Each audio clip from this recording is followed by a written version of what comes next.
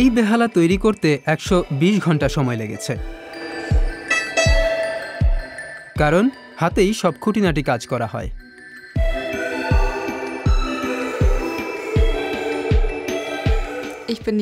আমি মিটেনভাল্ডের ইউলিয়া ক্লৎস বেহালা তৈরি করি। জার্মানির মিটেনভাল্ডে তৈরি স্ট্রিং বাদ্যযন্ত্র গোটা বিশ্বে বিক্রি করা হয়, যেমন আন্টন স্প্রেঙ্গারের বেহালা।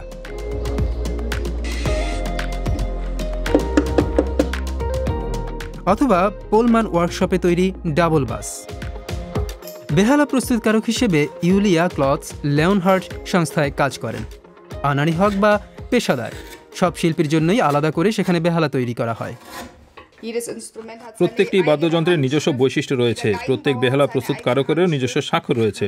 প্রত্যেকটি বাদ্যযন্ত্র দেখলেই বোঝা যায় কে তৈরি করেছে, কে রং করেছে। একেবারে ভিন্ন দেখতে, কোনো দুটি বাদ্যযন্ত্রই একই রকম দেখতে হয় না। বয়স সবে 31 হলেও ইউলিয়া ক্লৎস এই পেশায় যথেষ্ট প্রতিষ্ঠিত। কোনো এক সময় তিনি তার সৎ বাবার ওয়ার্কশপের উত্তরাধিকারী হবেন। সেই সঙ্গে দীর্ঘ ঐতিহ্যেরও বাহক হবেন। প্রায় 100 বছর ধরে সংস্থাটি সক্রিয় রয়েছে। বর্তমানে সেখানে বছরে 50টি অনবদ্য বাদ্যযন্ত্র তৈরি করা হয়। এক একটির দাম 1.5 থেকে 20,000 ইউরো।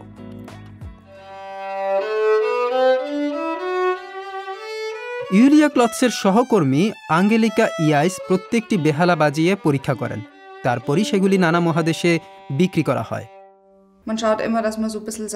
প্রত্যেকেই নিজস্ব কোনো বৈশিষ্ট্য, নিজস্ব হস্তাক্ষর রেখে যেতে চান। বাদ্যযন্ত্রের উপর খুঁটিনাটি কাজ, ফিডলের আকার, এফ হোল ইত্যাদি।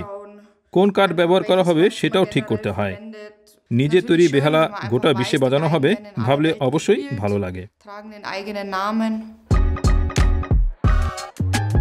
1750 সালে তৈরি এই বেহালাটিও মিটেনভাল্ড থেকে এসেছে, কারণ বাভারিয়া রাজ্যের ছোট এই জায়গাটিতে বহু শতাব্দী ধরে এই ঐতিহ্য চলে আসছে।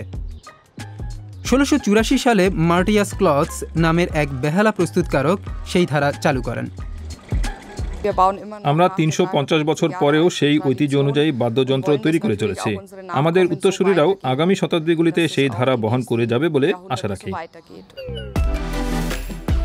বহু দশক ধরে বাভারিয়ার অপূর্ব নিসর্গ থেকে বাদ্যযন্ত্রগুলি বিশ্বের বিভিন্ন প্রান্তে পৌঁছে যাচ্ছে।